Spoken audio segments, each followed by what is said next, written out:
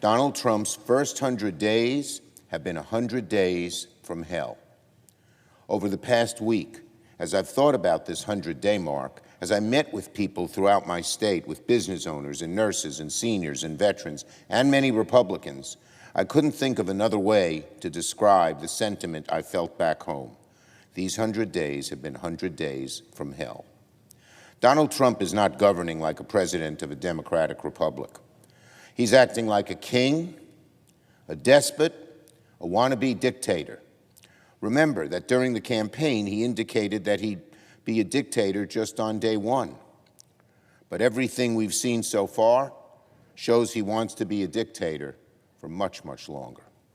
And it's eating away at America's rule of law, America's norms, America's fundamental values.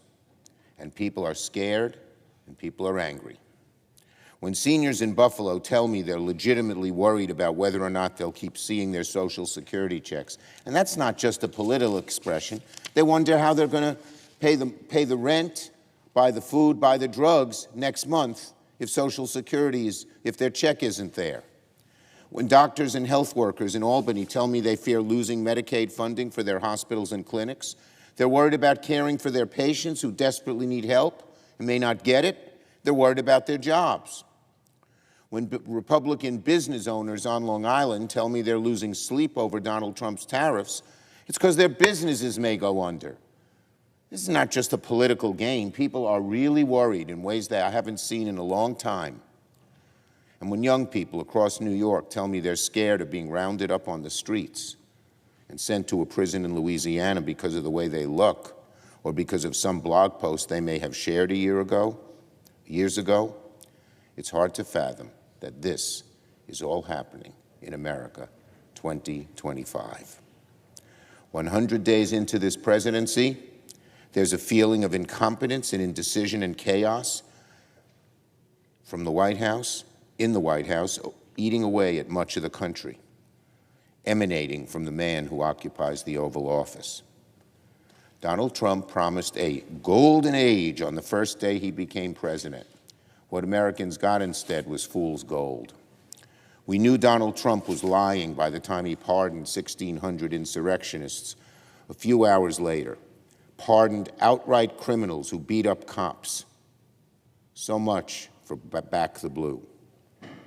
Pardoning lawbreakers who had an intent on disrupting the Congress as we counted electoral votes. What a disgrace.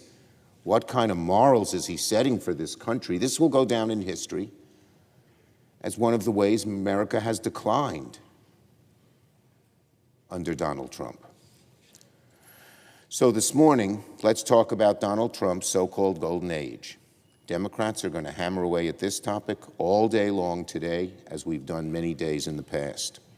And tonight, we will come to this chamber and hold the floor until late tonight to mark these dismal 100 days by speaking the truth. Tonight, we will come to the floor and hold the chamber to mark these dismal 100 days. What is the truth? The truth is this.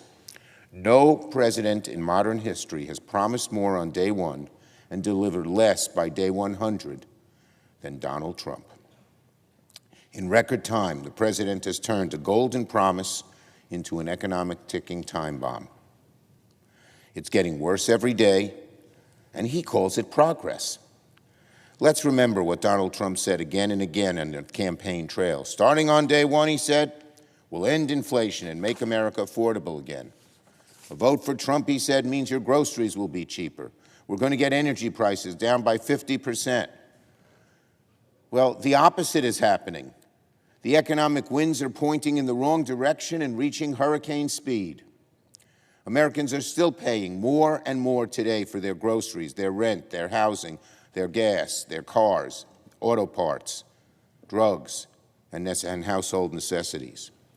And Donald Trump's asinine trade war has made it all the worse.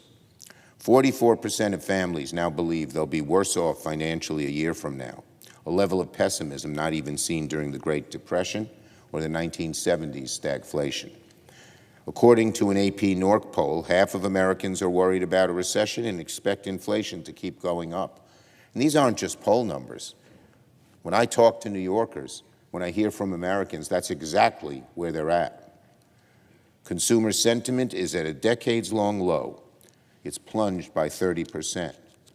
So the consumer's holding back. They're not spending.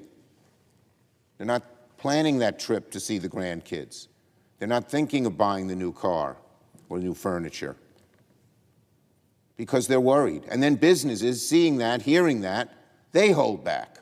I've heard from business after business, large and small, everything's on freeze, everything's hold. And you know what that does? That leads to a recession. In fact, Amazon announced that they will begin displaying how much tariffs contribute to the total price of products to consumers. I urge more companies, particularly national retailers that compete with Amazon, to adopt this practice. If Amazon has the courage to display why prices are going up because of tariffs, so should all of our other national retailers who compete with them, and I'm calling on them to do it now. To the large consumer selling, to the large businesses that sell to consumers, I say, show your customers how much tariffs are hurting in their pocketbook. People deserve to know the impact tariffs have on their finances. And certainly, when people hear it, they'll let their congressmen and senators know, and businesses, then you'll have a chance to get rid of these tariffs, which are so stultifying your ability to move forward. And it's also small businesses. They don't want to get blamed for hiking prices when Donald Trump's tariffs have put them in a terrible position.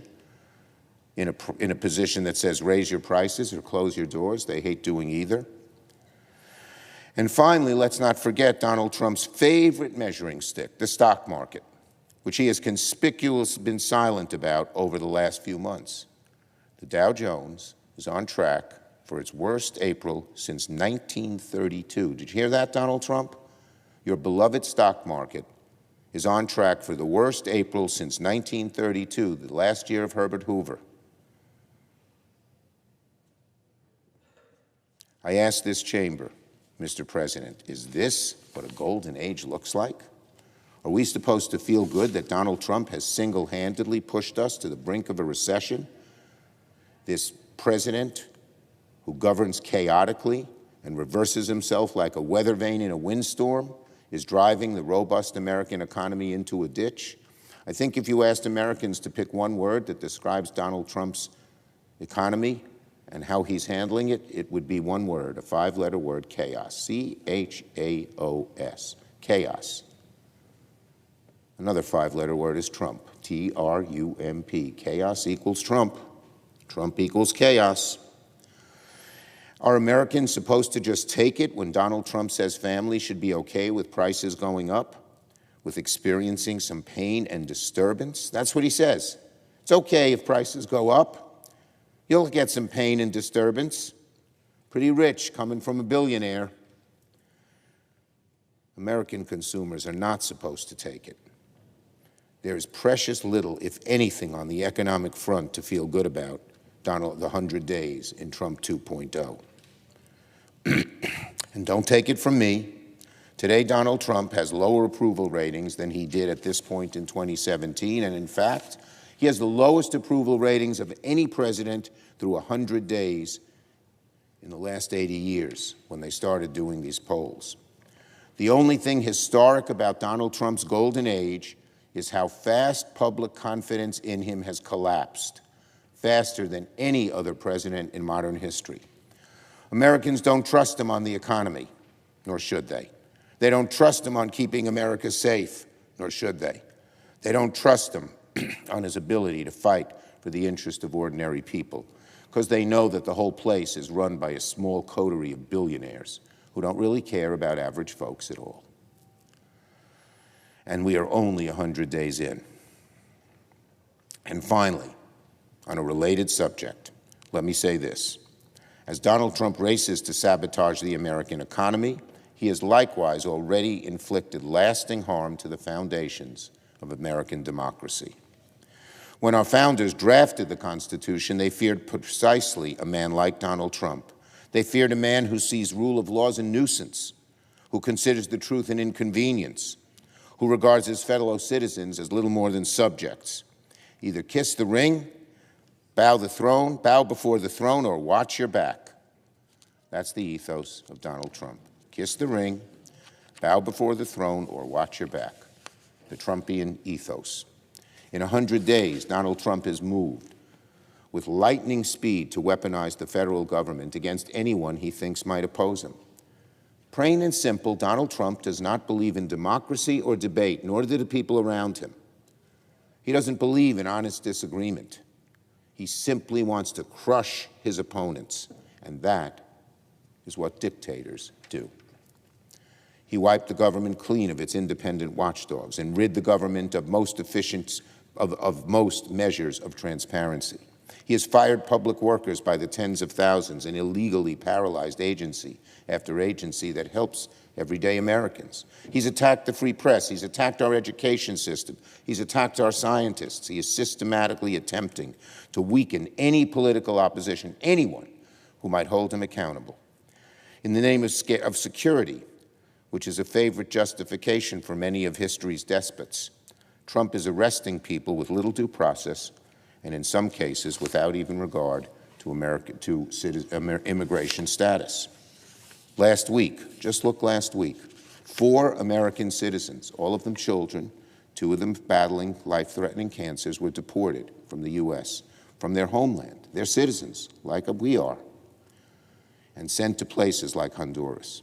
Let me repeat, these are American citizens, Donald Trump. And America, if you thought something like this could never happen in America, then unfortunately you were wrong. It's happening right in front of us.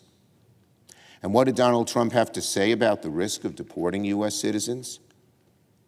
He said, "Let me tell you that nothing will ever be perfect in this world." That's what he said. That's disgusting, just disgusting. If it was a member of his family trapped in such a calamity, would he say, "Tough luck, nothing's perfect"? Donald Trump's inability to feel empathy for people who do not look like him is shocking to the core.